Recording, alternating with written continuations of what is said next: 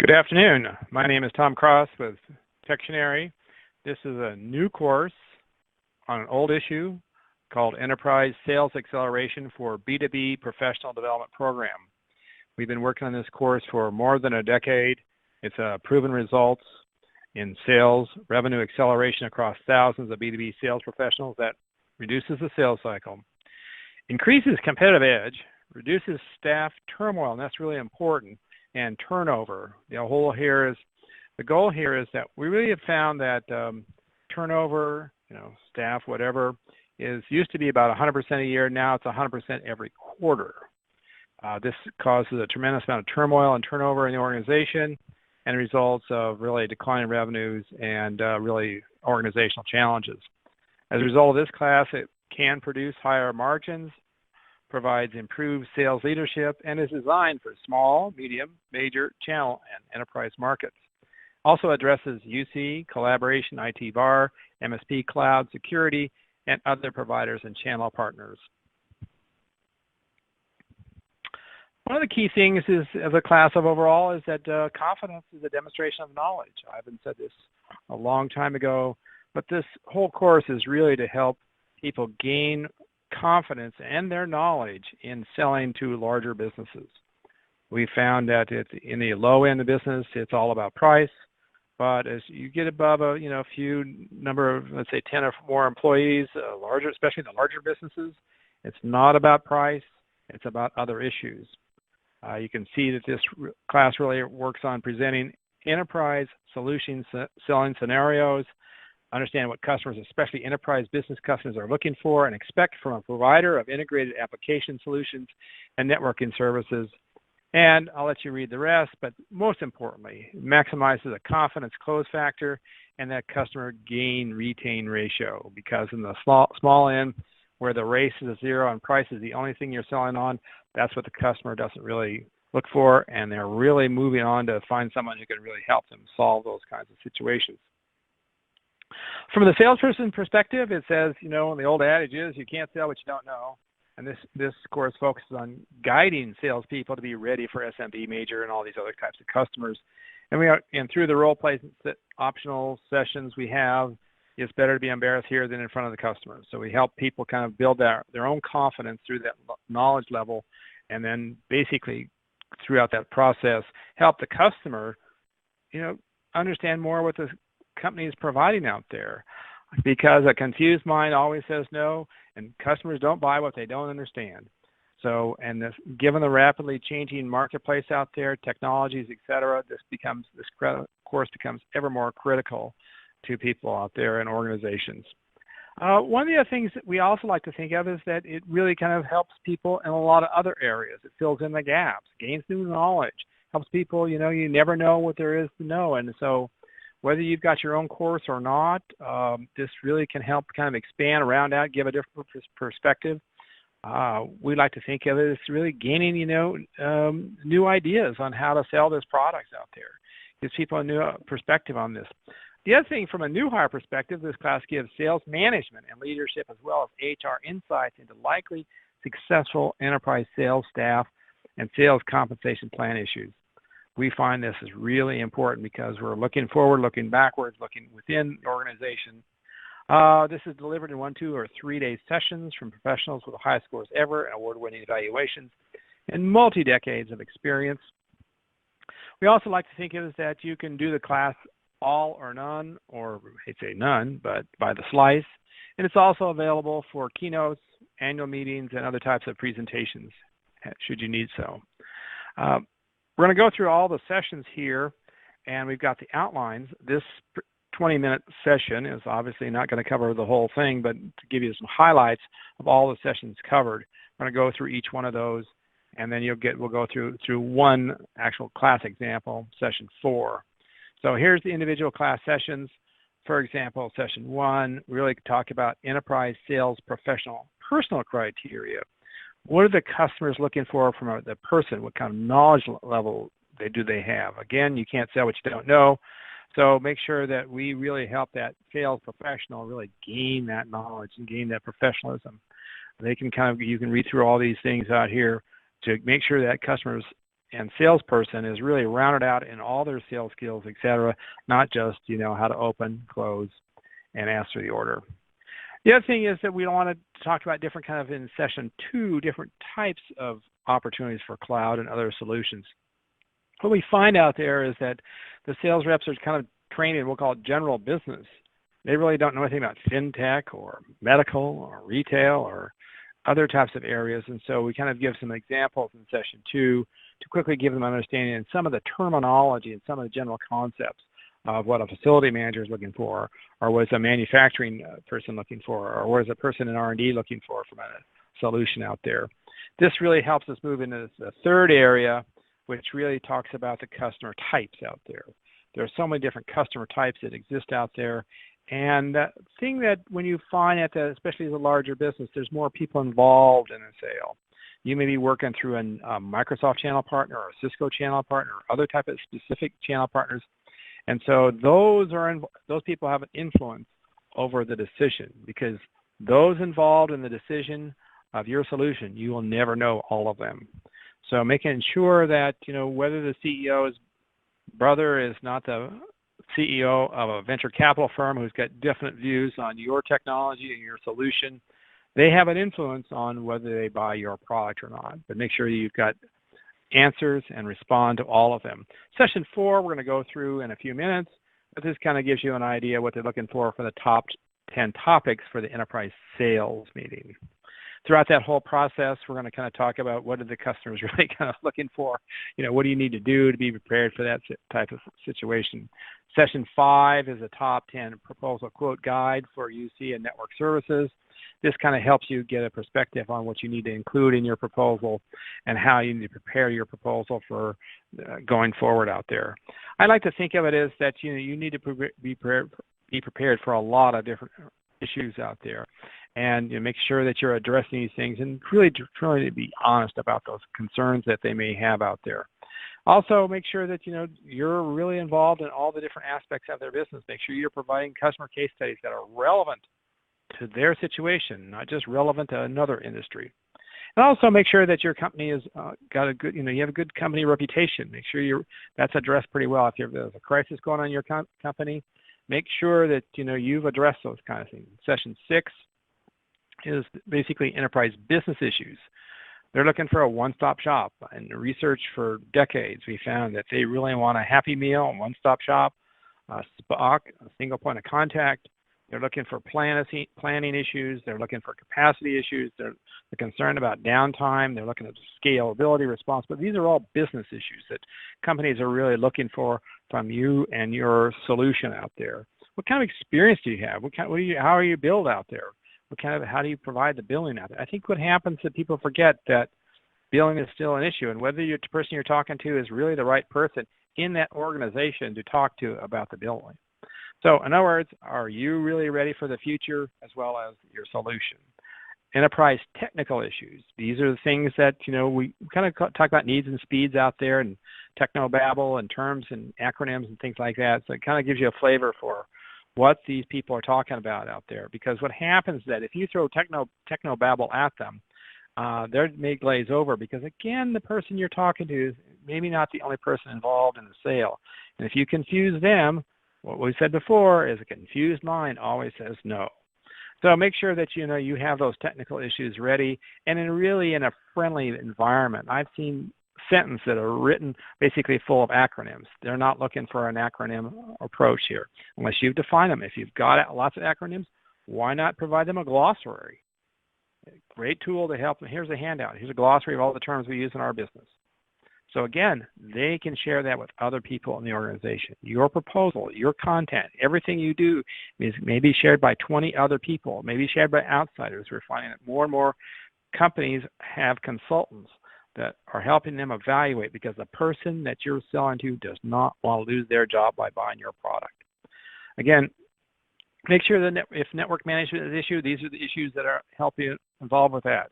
So keep those terms in mind out there. One of the things we'd also do kind of refresh on is make sure we do have a kind of our own approach to classical sales. We call it the questioning, understanding, evaluating, supporting, and teaching issues. So kind of just a quick review of how you kind of have the conversation with the customer out there. Number 13, or excuse me, number 10 is customer phases. Phase 1, system assessment. What are they looking for? What is in their proposal? You know, what are they putting together here? System analysis. How are they, what are they looking for? What are the terms they're using for? They may use terms that you're really not familiar with, but their meaning has specific meaning to their business in their RFI, RFP, and RFQ. Now, in many cases, you know, mid-sized businesses don't do that, but we're finding that more and more companies, they're getting help from somebody who has we'll call it a general RFQ or request for a quote, or some sort of look at what they're looking for in their proposal. Making sure that you are prepared for all the issues in the negotiation and you know, selection process. Make sure that everything is pretty spelled out. Whether again, these are boilerplate things that you can have prepared already in your process. It doesn't mean that everything has to be custom out there, but make sure that the next part you're also addressing is also the implementation and evaluation. I think a lot of people think that, you know, once the sale's done, they need to walk out the door, but at the same time, they're looking for something more. I like to think that this is really kind of the fun part of the presentation. We find that this gives a chance for the salespeople to engage and provide some sort of interaction with people, allows them to role play because it's better to be embarrassed here than in front of the customer. So people can guide each other on this thing. It's a team building exercise, which we find actually is more fun than a lot of things because, again, the lecture stuff is just knocking it out. The role play sessions and reviewing case studies is how would you solve this kind of problem? You know, because a lot of times people are selling one solution, but the customer is looking for something else. Because, you know, increasingly all these solutions are being kind of bundled together, whether it be a contact center, unified communications, video, cybersecurity, and others, especially in CRM as well, customer relationship management. Session 12 is optional certification testing. We like to think it's never an absolute. I'm not a big fan of basically long drawn out, you know, and testing processes because, again, some of it is evaluating the course itself, the presenter, but it's also what knowledge. I think it's useful in what kind of content is the student really absorbing out there. The second part of this, and more importantly, is it's really part of an overall leadership program, whether it be for channel partners, whether you've got a bronze, silver, gold process, but also make sure that, you know, you have people in your organization who've passed these various tests and are continue to be involved because, again, the staff turnover has got to come down. Otherwise, you're not going to be in business very long. All right. 13 is about ongoing personal training, coaching, and app. We've built app for companies, kind of a news feed, a news idea where people can put on tips. They can go, oh, I just heard this about this company. I heard this is an opportunity. Some people use it for lead generation. Some people just use it for news to provide, okay, this feature 409 is now 410, and you need to be aware that this feature doesn't work anymore, or these kinds of things. And whether it be an app or whether it be an instant message, online coaching, or telephone over-the-shoulder kind of sessions. So here's one example of one of our enterprise sessions, which is number 4.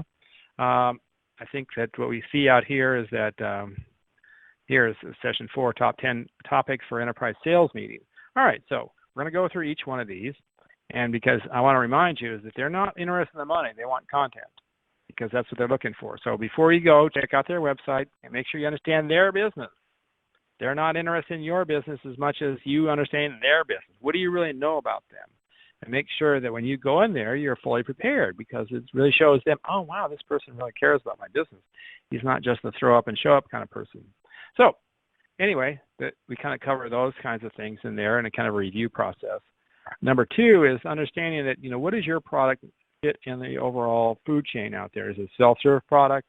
How much is it self-serve? How much content on your website is self-serve versus sales-serve? The sales-serve is where you need to have a salesperson. So some of the stuff, what does the customer really know about your products out there? And really, are you a nice-to-have or you must-have solution? One of the other things we're seeing out there is people customizing website content for various titles, various vertical markets, et cetera. This really does help. Number 2 is what problems are most important for you to solve.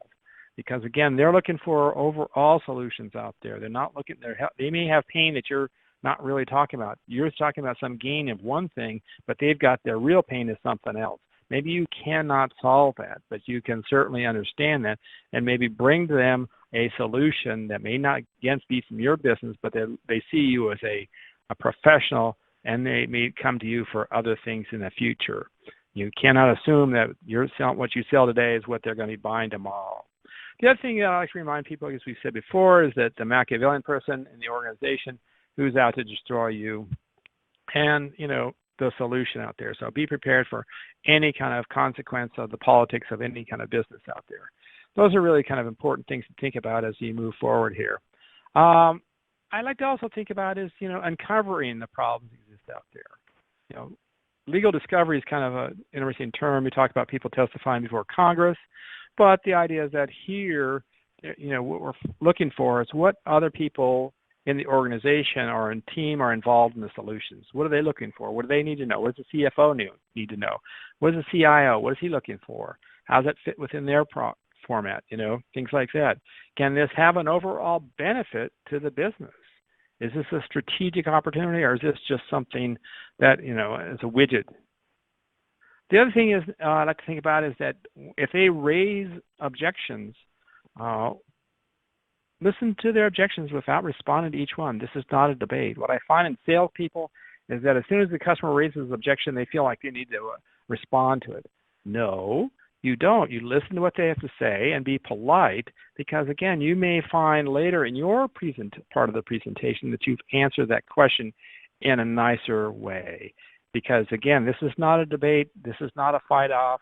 The more you get angry with the customer out there, the more they're not going to like you as a person and not like you as a company. Also, think about is how they, put yourself in that person's situation. What are they faced with? You hate to say that you're just talking to a job title out there, but you're really talking to a person. And they're not just interested in your blah, blah, blah stuff. They're looking for things to help them uncover and solve problems they may have now and in the future. So the more you're able to do that, the more you're prepared. For example, we find that in many cases, your product solutions, can be integrated into their product development life cycles. It could be part of an overall process. Maybe you're not just tires out there. Maybe you're part of a transportation solution out there. So make sure that you kind of take a look at that and see how that works for them and for you, because it may not be the product you came in to sell today, but it may provide a larger opportunity for your company in the future. The billing process is pretty straightforward. On the other hand, is make sure you understand how their revenue works. It's not just about the bill part on your side. It's the revenue on their side of, are they a seasonal business? Do they have theme parks? Do they have opportunities? Is they a retailer? Is Christmas season a big part of their lifestyle?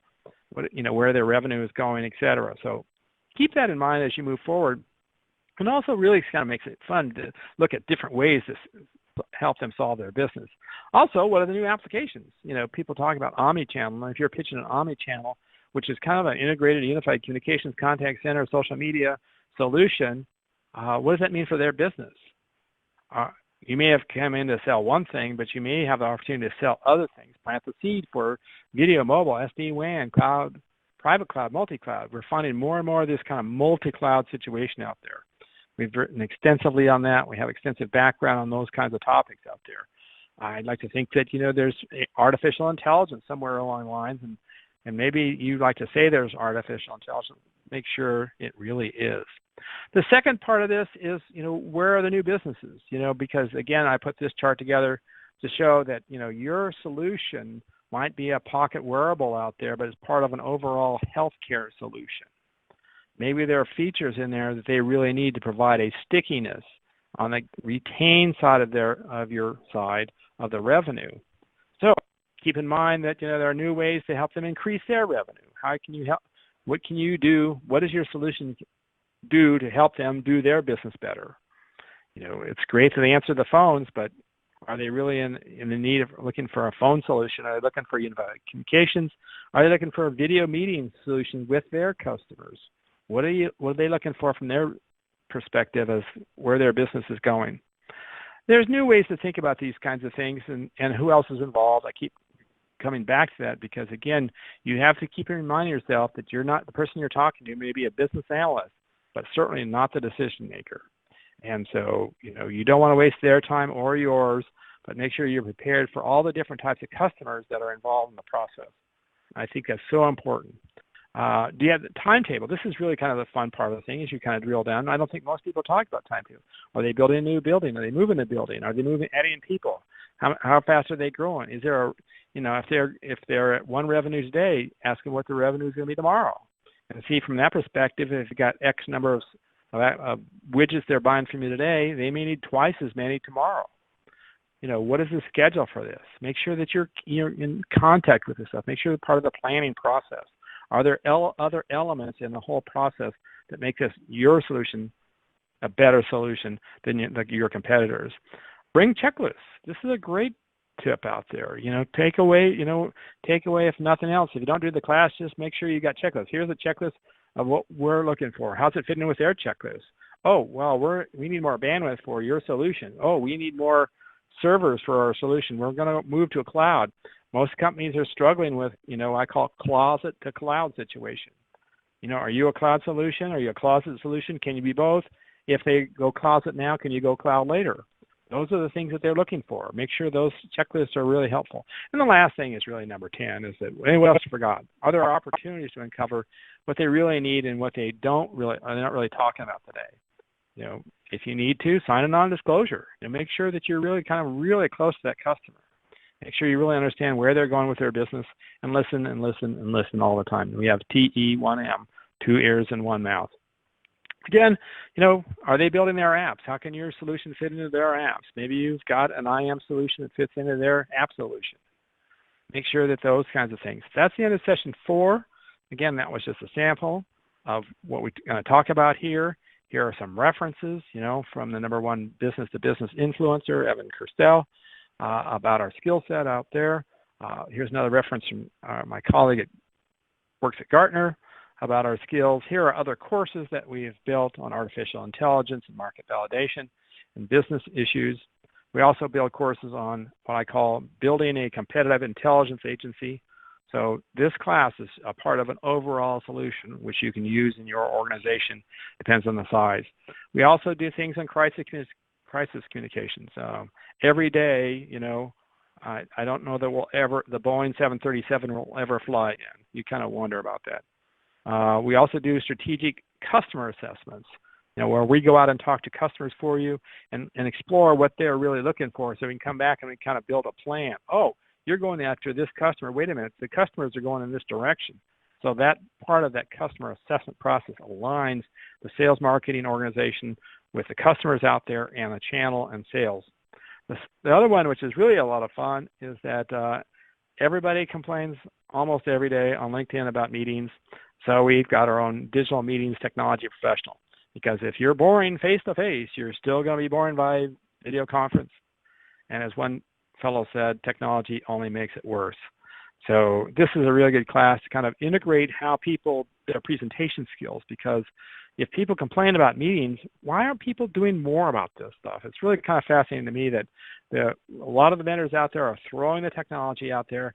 They don't care. They're not doing the driver training, which is understandable. But the idea is that you as an organization need to be doing driver training to sell more of those solutions. Here's our terms and conditions. There's a fine print of what we do. Again, we can do this 1, 2, 3 days by the slice, webinar, or on site. And I think that's the way we go here. We're at 23 minutes. Again, I want to thank you for spending time with me today. And if you have any questions, you're certainly welcome. Email me, call me, and the handouts are attached. Have a great day. Cheers.